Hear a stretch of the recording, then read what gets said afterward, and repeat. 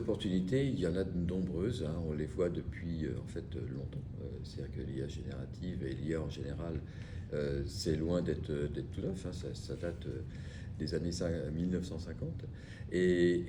Par contre, les progrès qu'on a vus depuis une quinzaine d'années sont vraiment extrêmement rapides, impressionnants, et permettent aujourd'hui d'avoir une nouvelle approche des interactions humain-machine pour permettre en fait une meilleure appropriation globalement du numérique et utilisation du numérique.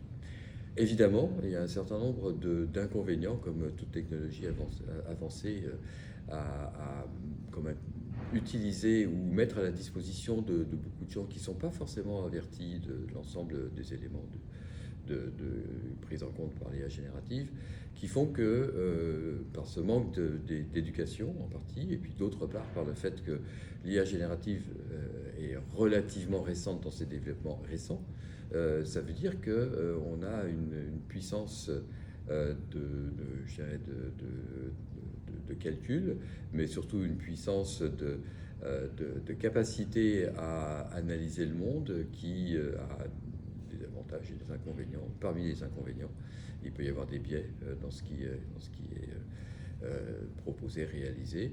Des fois, il y a franchement des erreurs importantes. Parfois, il y a aussi un certain nombre de situations dans lesquelles l'anthropomorphisation du dialogue entre la machine et les êtres humains est vraiment outrancière. Et donc, tout un système d'appropriation en fait, de ce type de nouvelles technologies qui, clairement, quand on le voit par exemple sur les applications santé, peut vraiment apporter énormément, mais pour lesquelles il faut prendre du recul. Le message clé, c'est dans le cadre de ce que je viens de dire, c'est fondamental de réfléchir, je dis bien réfléchir, en fait, aux conduites humaines et aux valeurs qui les fondent dans le cadre de la disponibilité de ces outils, sous nouveaux outils d'IA générative. Et donc, ceci, c'est en fait de l'éthique. Hein. L'éthique, c'est la réflexion justement sur ces relatives aux conduites humaines et aux valeurs qui les fondent. Et donc ça, c'est l'impératif, c'est d'avoir cette réflexion.